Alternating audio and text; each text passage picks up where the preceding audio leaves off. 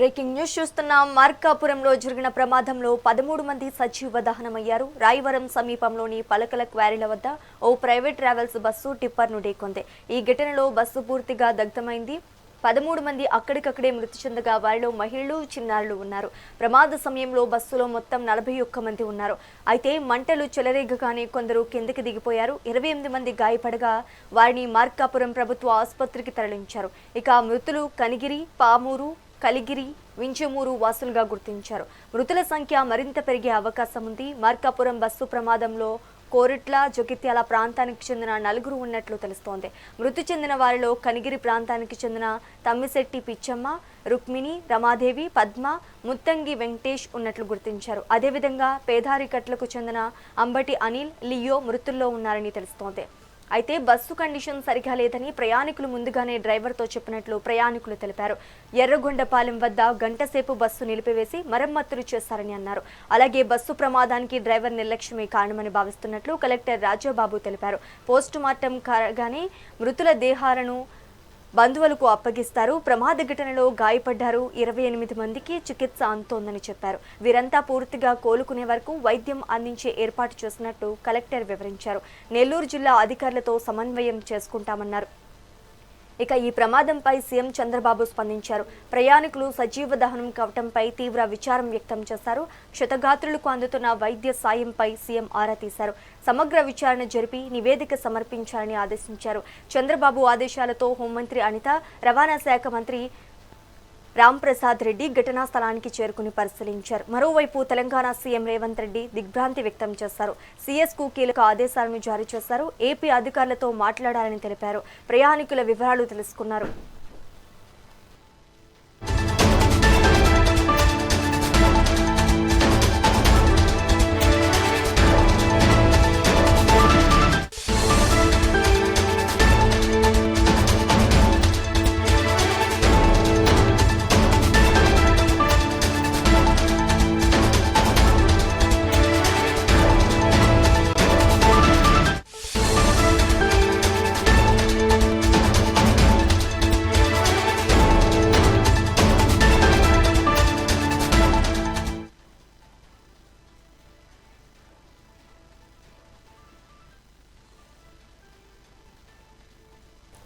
మార్కాపురంలో జరిగిన ప్రమాదంలో 13 మంది సజీవ దహనమయ్యారు. రాయవరం సమీపంలోని పలకల క్వారీల వద్ద ఓ ప్రైవేట్ ట్రావెల్స్ బస్సు టిప్పర్ను ఢీకొంది.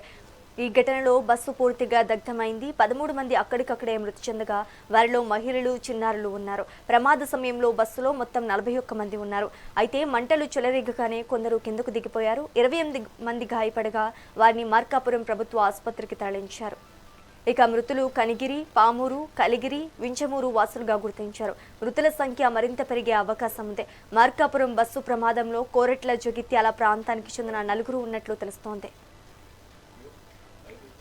ఇక ఇదే అంశానికి సంబంధించి మరింత సమాచారం మా AP input editor Narendra live ద్వారా అందిస్తారు. నరేంద్ర, చెప్పండి, మార్కాపురంలో జరిగిన ప్రమాదంలో 13 మంది సజీవ దహనమయ్యారు. ఇక మిగిలిన వారి పరిస్థితి ఏ విధంగా ఉందంటారు? ఇప్పుడు తాజా అప్డేట్స్ ఏంటి? ఆంధ్రప్రదేశ్ లో ఈరోజు ఉదయం తెల్లవారుజామున ఏదైతే మార్కాపురం జిల్లా రాయవరం దగ్గర ప్రైవేట్ ట్రావెల్స్ బస్సు టిప్పర్ లారీని ఢీకొట్టి అక్కడ పల్టీ కొట్టింది. తర్వాత దాంట్లో మంటలు చెలరేగి మొత్తం 13 మంది సజీవ దహనం అయ్యారు. మృతుల సంఖ్య మరికొంత పెరిగేటువంటి అవకాశం ఉందంటూ కూడా అధికారులు చెప్తూ ఉన్నారు.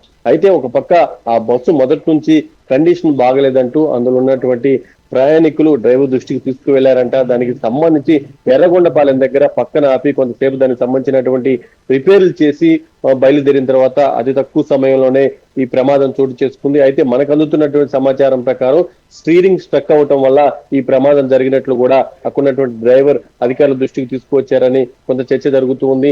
ఏదేమైనప్పటికీ ఈ ప్రమాదం తెల్లవారుజామున జరగడంతో ఒక్కసారిగా అక్కడున్నటువంటి స్థానికులు కూడా ఆ బస్సులో ఉన్న వాళ్ళని రక్షించేటువంటి ప్రయత్నాలు చేశారు. 13 మంది వాళ్ళు బయటికి రాలేక ఆ బస్సులోనే పూర్తిగా సజీవ దహనం అయిపోయారు. మరోపక్క కొంతమంది అద్దాలు పగలగొట్టుకుని డోర్లోంచి కూడా బయటకు వచ్చేశారు. వాళ్ళంతా కూడా గాయాలతో కూడా కొంతమంది ఉండటంతో వాళ్ళని దగ్గరలోని ఆసుపత్రికి తరలించారు. మరోపక్క స్థానిక ఎమ్మెల్యే, అదేవిధంగా రవాణా శాఖ మంత్రి, హోంమంత్రి, కొద్దిసేపటి క్రితమే రాష్ట్ర డీజీపీ కూడా సంఘటన స్థలానికి వెళ్లారు. ఆంధ్రప్రదేశ్ ముఖ్యమంత్రి నారా చంద్రబాబు నాయుడు దీన్ని చాలా సీరియస్ గా తీసుకున్నారు. ఈ ప్రమాదానిపై పూర్తి స్థాయిలో కూడా సమగ్ర విచారణ జరిపి దానికి సంబంధించినటువంటి నివేదిక ఇవ్వాలంటూ అధికారులకు ఆదేశాలు జారీ చేయడంతో పాటు వెంటనే ఇక్కడ ఎవరైతే ఆ ప్రమాదంలో గాయపడ్డారో వాళ్ళకి మెరుగైన వైద్య సేవలు అందించాలి. వారందరికీ కూడా ఎలాంటి ఇబ్బంది కలగకుండా అధికార యంత్రాంగం అంతా కూడా అప్రమత్తంగా అన్ని చర్యలు చేపట్టాలంటూ చంద్రబాబు నాయుడు ఆదేశాలతో మొత్తం రాష్ట్ర స్థాయిలో అధికార యంత్రాంగం అంతా కూడా మార్కాపురం వైపు పయనమైంది. ఒక పక్క రవాణా శాఖ మంత్రి, హోమ్ మినిస్టర్, అదేవిధంగా డీజీపీ కూడా అక్కడికి వెళ్లి క్షేత్రస్థాయిలో ఆ ప్రమాదం ఏ విధంగా జరిగింది ఏంటనేది కూడా పరిశీలించారు. అక్కడ గాయపడిన వారికి మెరుగైన వైద్య సేవలు అందించే విధంగా కూడా అధికారులు ముందుకు వెళ్తూ ఉన్నారు. మరోపక్క ఇప్పటి వరకు 13 మంది సజీవంగా దహనం అయిపోయినట్లు కొంత అధికారులు చెప్తున్నారు. ఆ మృతుల సంఖ్య కూడా మరికొంత పెరిగేటువంటి అవకాశం ఉందంటున్నారు. అసలు ప్రమాదం ఏ విధంగా జరిగింది, ఏ సమయంలో, దానికి సంబంధించి అసలు ఏంటి అనే దాని మీద కూడా పూర్తి స్థాయి అధికారులు ఫోకస్ పెట్టారు. అయితే ఈ బస్సులో 41 మంది వరకు కూడా ప్రయాణికులు ఉన్నట్లు ప్రాథమికంగా మనకైతే కొంత సమాచారం ఉంది. అందులో కొంతమంది యాక్సిడెంట్ జరిగిన తర్వాత అద్దాలు పగలగొట్టుకుని అదేవిధంగా మెయిన్ డోర్ లో నుంచి బయటకు వచ్చారు. వెంటనే ప్రమాదం జరిగిన వెంటనే టిప్పర్ లారీని ఈ బస్సు ఢీకొట్టిన వెంటనే పెద్ద ఎత్తున మంటలు ఎగిసిపడ్డాయి. తెల్లవారుజామున చాలా మంది నిద్రపోతూ ఉండటం వల్ల పెద్దలు అదేవిధంగా పిల్లలు కూడా బయటికి రాలేకపోయారు. ఆ నిద్రలోనే వాళ్ళంతా కూడా సజీవ దహనం అయిపోయారు. దీంతో ఒక్కసారిగా రాష్ట్ర వ్యాప్తంగా ఇప్పుడు పెద్ద ఎత్తున దీని మీద చర్చ జరుగుతూ ఉంది. మరోపక్క తెలంగాణ ప్రాంతానికి చెందినటువంటి వ్యక్తులు ఉన్నారు. అదేవిధంగా కనిగిరి, పామర్రు, ఆ నెల్లూరు, ఆ చుట్టుపక్కల ప్రాంతాలకు సంబంధించినటువంటి వ్యక్తులు కూడా ఈ బస్సు ప్రమాదంలో మరణించినట్లు ప్రాథమికంగా మనకు తెలుస్తూ ఉంది. అసలు ఈ బస్సులో మొత్తం ఎంతమంది ఉన్నారు, వాళ్ళు ఎక్కడెక్కడ ఎక్కారు, ఎక్కడ దాకా వెళ్తున్నారు అనే దాని మీద ఇప్పుడు అధికారులు ఫోకస్ పెట్టారు. ఈ చనిపోయిన వాళ్ళకి సంబంధించి కూడా వాళ్ళ కుటుంబ సభ్యులు, బంధువులు వచ్చిన తర్వాత వాళ్ళ బాడీస్ ని ఐడెంటిఫై చేస్తే ఆ బాడీస్ ని పోస్ట్ మార్టం పూర్తి చేసి అప్పగిస్తారు. లేకుంటే ఐడెంటిఫై చేయలేని స్థితిలో ఉన్నాయి కాబట్టి వాటికి శాస్త్రీయ పద్ధతిలో ఏ విధంగా ముందుకు వెళ్ళాలి ఏంటంటే కూడా అధికారులు ఫోకస్ పెడుతున్నారు. ఒక పక్క ఆ బస్సులో జరిగినటువంటి అగ్ని ప్రమాదానికి సంబంధించి ఒక్కసారి మనం గమనిస్తే మొత్తం ఆ బస్సులో పడుకున్న వ్యక్తి పడుకున్నట్టే ఖాళీ ఒక ఏదైతే బొగ్గులా మారిపోయినటువంటి పరిస్థితి మనం చూస్తున్నాం. ఆ శవాలన్నింటినీ కూడా అంబులెన్స్ లో ఎక్కిస్తున్నప్పుడు కూడా వాళ్ళకి సంబంధించినటువంటి పుర్రెలు కూడా ఆ హీట్ కి పగిలిపోయినటువంటి వాతావరణం అక్కడ కనిపిస్తూ ఉంది. మొత్తంగా అక్కడ ఉన్నటువంటి పరిస్థితి అయితే చాలా భయానకంగా ఉందని చెప్పుకోవచ్చు.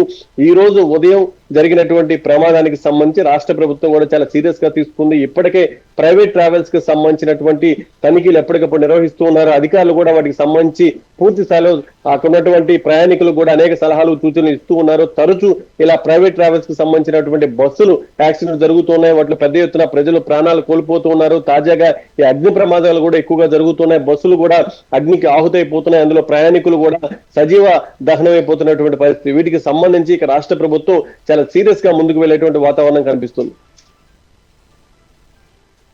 అదే విధంగా డ్రైవర్ నిర్లక్ష్యం వల్లే ప్రమాదం జరిగిందని తెలుస్తోంది. మరి ఇప్పుడు డ్రైవర్ పరిస్థితి ఎలా ఉంది? ఇంకొకటి వచ్చేసరికి డ్రైవర్ ఈ బస్సు యాజమాన్యంపై ఏమైనా చర్యలు తీసుకునే అవకాశం ఉందంటారా?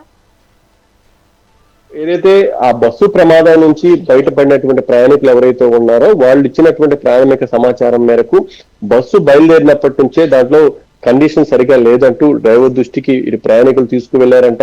ఒక సమయంలో ఎర్రగొండపాలెం దగ్గర ఆ బస్సును అంటే తెల్లవారుజామున 3 నుంచి 4:30 మధ్యలో రోడ్డు పక్కన ఆపి దానికి సంబంధించినటువంటి సమస్య ఏంటనే దాని మీద కూడా వాళ్ళు దృష్టి పెట్టారు. కొంత రిపేర్ చేసుకొని వాళ్ళు అక్కడి నుంచి బయలుదేరిన కొంతసేపటికి ఇక్కడ ఏదైతే మార్కాపురం దాటిన తర్వాత రాయవరం దగ్గర ఆ టిప్పర్ లారీని ఢీకొట్టడం, ఒక్కసారిగా మంటలు ఎగిసిపట్టడం, ఆ మంటల బస్సు అంతా కూడా తగలబడిపోవటం, అందులో ఉన్నటువంటి 13 మంది సజీవ దహనం అయిపోయారు. మరి కొంతమంది తప్పించుకొని బయటకు వచ్చారు.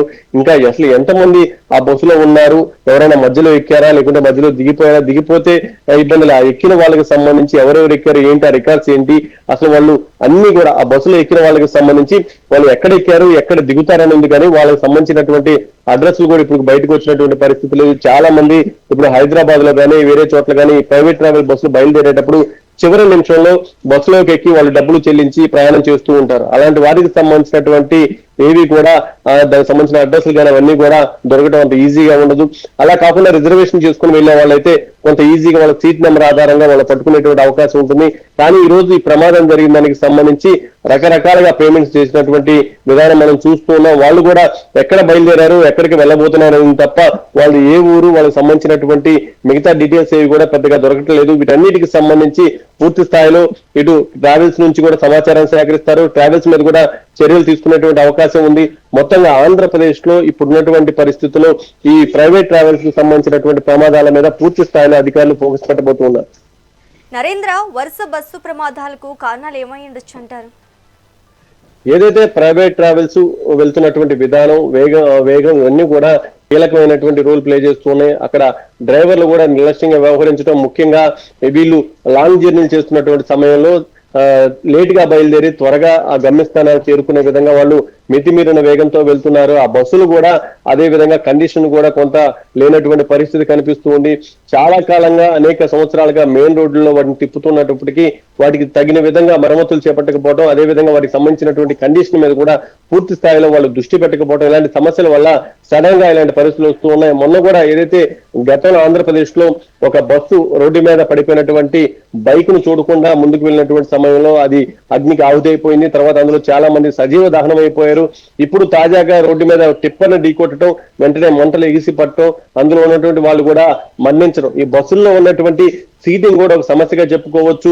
చాలా ఇరుకుగా ఉండటం, అదే విధంగా స్లీపర్ క్లాసుల్లో కూడా బెర్తులు కూడా హైట్ ఉండటం, వాళ్ళు ఏదైనా ప్రమాదం జరిగినప్పుడు వాళ్ళు గాయపడి ఆ బెర్త్లో సీట్ల నుంచి బయటకు రాలేకపోవటం, వెంటనే ముందు పక్క గనక మంటలు అంటుకుంటే వాళ్ళు ఏమీ చేయలేని పరిస్థితి. చాలా మంది అక్కడ ఉన్నటువంటి కటన్స్ కానీ దాంట్లో వాడినటువంటి మెటీరియల్ వల్ల కానీ పొగలు వచ్చిన వెంటనే వాళ్ళు స్పృహ తప్పి పడిపోతున్నారు. అలాంటి కారణాల వల్ల కూడా చాలా మంది ఆ ప్రమాదం జరిగిన తర్వాత వెంటనే బయటకు రాలేకపోతున్నారు. వీటికి సంబంధించినటువంటి విషవాయువులు వెలువడిన తర్వాత వాళ్ళంతా కూడా అప్పుడు బతికుండగానే వాళ్ళంతా కూడా పూర్తిగా ఏమీ చేయలేనటువంటి స్థితిలోకి వెళ్ళిపోతున్నారు. ఆ సమయంలో వాళ్ళు అగ్నికి ఆహుతైపోతున్నారు.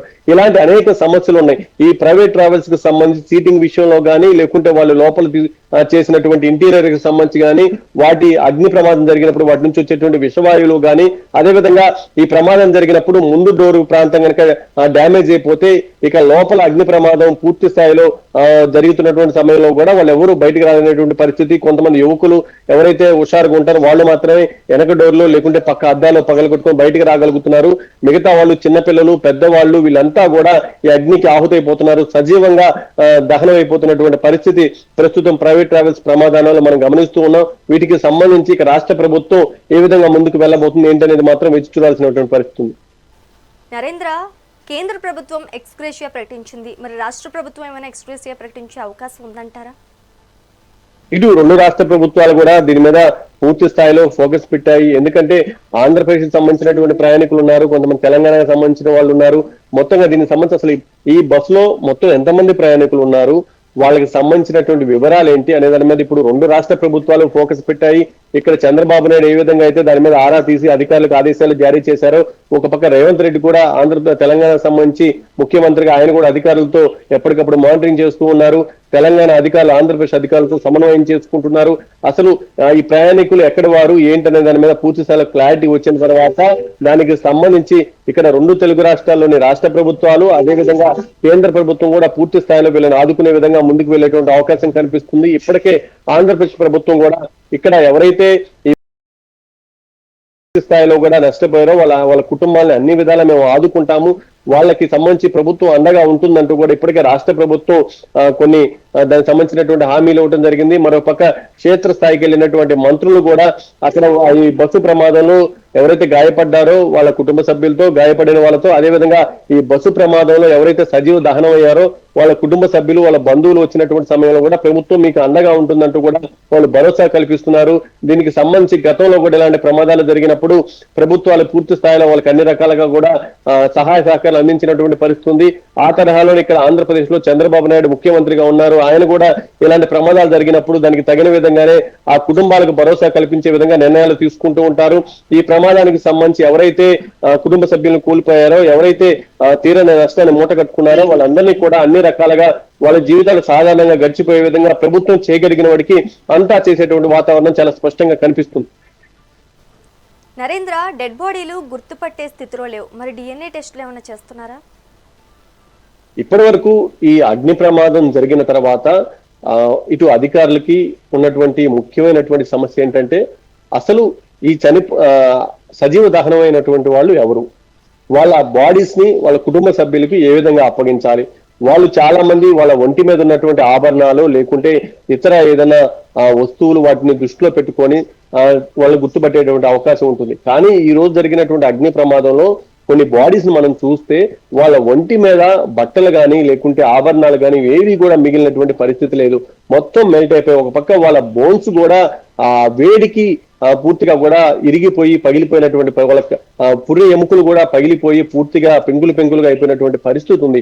ఇలాంటి నేపథ్యంలో అసలు వాళ్ళని ఏ విధంగా గుర్తించాలి, ఆ బాడీస్ వాళ్ళవే అని చెప్పి వాళ్ళ కుటుంబ సభ్యులకు ఏ విధంగా అప్పగించాలి అనే దాని మీద అందరూ కూడా ఆలోచన చేస్తూ ఉన్నారు. ఒక పక్క పూర్తి స్థాయిలో వాళ్ళ కుటుంబ సభ్యులు గుర్తిస్తే వాళ్ళకి సంబంధించి శాస్త్రీయ పద్ధతుల్లో ఎలాంటి ఇబ్బంది కలగకుండా వాటిని ఆ బాడీస్ ని వాళ్ళ కుటుంబ సభ్యులకు అప్పగిస్తారు.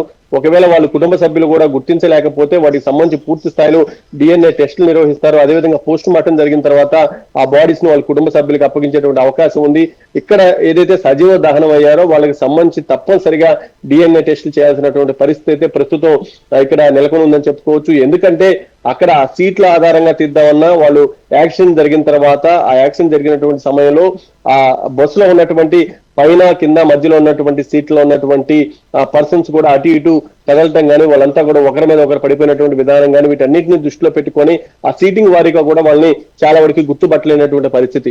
ఈ నేపథ్యంలో ఇక అధికారులు శాస్త్రీయమైనటువంటి పద్ధతులను అనుసరించి వాళ్ళని అన్ని రకాలుగా కూడా వాళ్ళ బాడీకి సంబంధించినటువంటి పూర్తి స్థాయిలో ఆధారాలు సేకరించిన తర్వాత వాళ్ళ కుటుంబ సభ్యులకు వాటన్నిటిని వివరించి వాళ్ళ కుటుంబ సభ్యులకి పూర్తి స్థాయిలో వాటికి సంబంధించి అవగాహన కల్పించిన తర్వాత ఎవరైతే ఈ ప్రమాదంలో మృతి చెందారో వాళ్ళని ఆ బాడీస్ ని వాళ్ళ కుటుంబ సభ్యులకి ఇటు అధికారులు అప్పగించబోతూ ఉన్నారు. దానికి సంబంధించినటువంటి ప్రక్రియ మరికొంత సమయం పట్టేటువంటి అవకాశం ఉంది. ఎవరైతే గాయపడ్డారో వాళ్ళందరినీ కూడా ఇప్పటికే దగ్గరలో ఉన్నటువంటి ఆసుపత్రులకు తరలించారు. వాళ్ళందరికీ కూడా మెరుగైనటువంటి వైద్య సేవలు అందిస్తూ ఉన్నారు.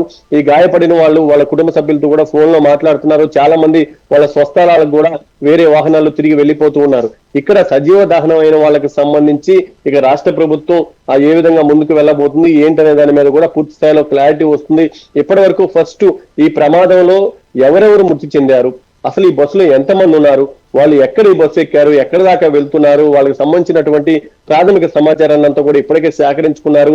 సంబంధిత అధికారులంతా కూడా ఆ దిశగా అడుగులు వేస్తూ ఉన్నారు. మరోపక్క ఈ బాడీస్ అన్నింటినీ కూడా దగ్గరలోని ప్రభుత్వ ఆసుపత్రికి తరలించారు. అక్కడ స్థానికంగా ఉన్నటువంటి నాయకులు అదేవిధంగా రాష్ట్ర స్థాయిలో ఉన్నటువంటి ప్రజాప్రతినిధులు ఆ సంబంధిత శాఖల ఉన్నతాధికారులంతా కూడా అక్కడ సంఘటన స్థలాన్ని పరిశీలిస్తున్నారు. మరోపక్క హాస్పిటల్కి వెళ్లి ఎవరైతే గాయపడ్డారో వాళ్ళందరినీ కూడా పరామర్శించి వాళ్ళకి భరోసా కల్పిస్తున్నారు. ఇక్కడ సజీవ దహనమైనటువంటి ప్రయాణికులు ఎవరైతే ఉన్నారో వాళ్ళ కుటుంబ సభ్యులు కూడా ఇటు అధికారులు కానీ నాయకులు కానీ కలుస్తున్నారు. ప్రభుత్వం అన్ని విధాల అండగా ఉంటుందంటూ భరోసా కల్పిస్తున్నారు. మరోపక్క రాష్ట్ర ప్రభుత్వం కూడా ఈ ప్రమాదానికి సంబంధించి పూర్తి స్థాయిలో సమగ్ర దర్యాప్తు జరుపుతూ ఉంది.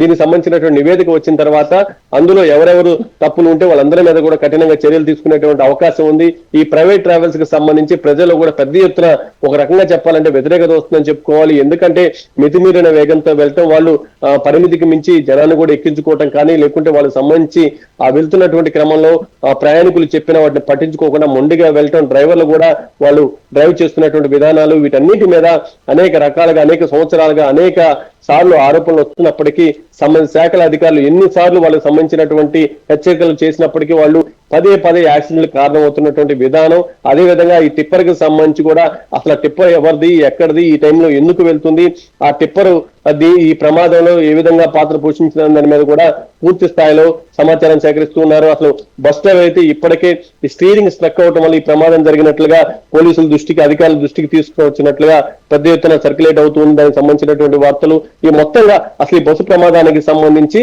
రాష్ట్ర ప్రభుత్వం ఒక నివేదిక సిద్ధం చేసి ముఖ్యంగా దానికి తగిన విధంగానే ముందుకు వెళ్ళబోతుంది.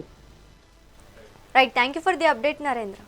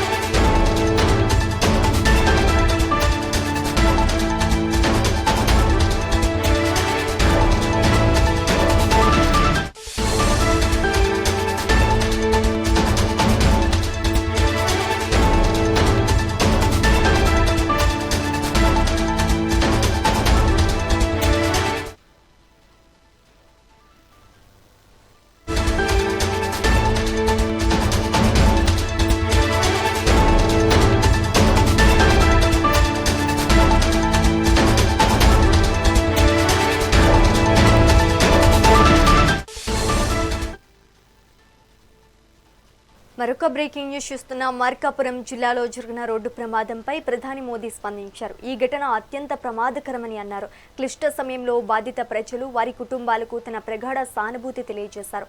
క్షతగాత్రులు త్వరగా కోలుకోవాలని ప్రార్థిస్తున్నట్లు తెలిపారు. ఇక ప్రమాదంలో మరణించిన వారి కుటుంబాలకు 2 లక్షలు, గాయపడిన వారికి 50,000 ఎక్స్ గ్రేషియాను ప్రధాని ప్రకటించారు.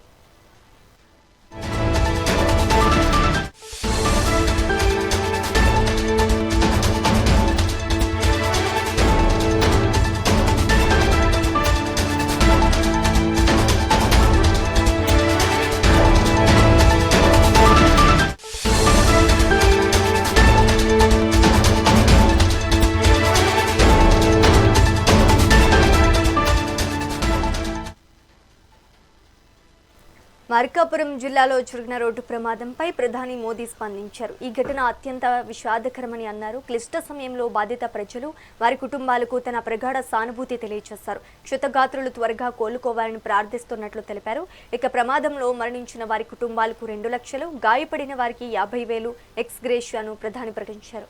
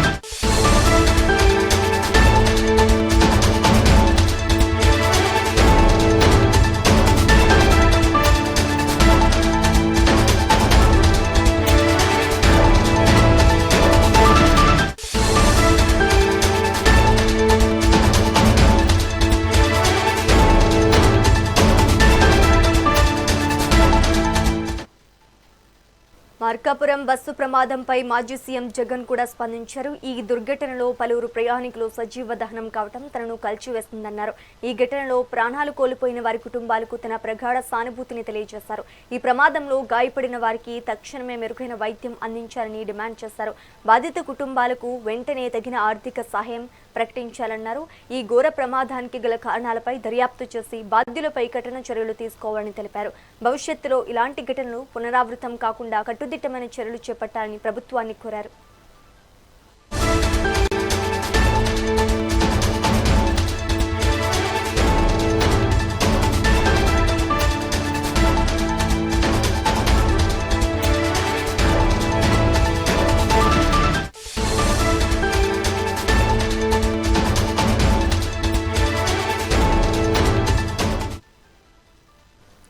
మార్కాపురం బస్సు ప్రమాదంపై మాజీ సీఎం జగన్ స్పందించారు. ఈ దుర్ఘటనలో పలువురు ప్రయాణికులు సజీవ దహనం కావడం తనను కలిచివేస్తుందన్నారు. ఈ ఘటనలో ప్రాణాలు కోల్పోయిన వారి కుటుంబాలకు తన ప్రగాఢ సానుభూతిని తెలియజేశారు. ఈ ప్రమాదంలో గాయపడిన వారికి తక్షణమే మెరుగైన వైద్యం అందించాలని డిమాండ్ చేశారు. బాధిత కుటుంబాలకు వెంటనే తగిన ఆర్థిక సహాయం ప్రకటించాలన్నారు. ఈ ఘోర ప్రమాదానికి గల కారణాలపై దర్యాప్తు చేసి బాధ్యులపై కఠిన చర్యలు తీసుకోవాలని తెలిపారు. భవిష్యత్తులో ఇలాంటి ఘటనలు పునరావృతం కాకుండా కట్టుదిట్టమైన చర్యలు చేపట్టాలని ప్రభుత్వాన్ని కోరారు.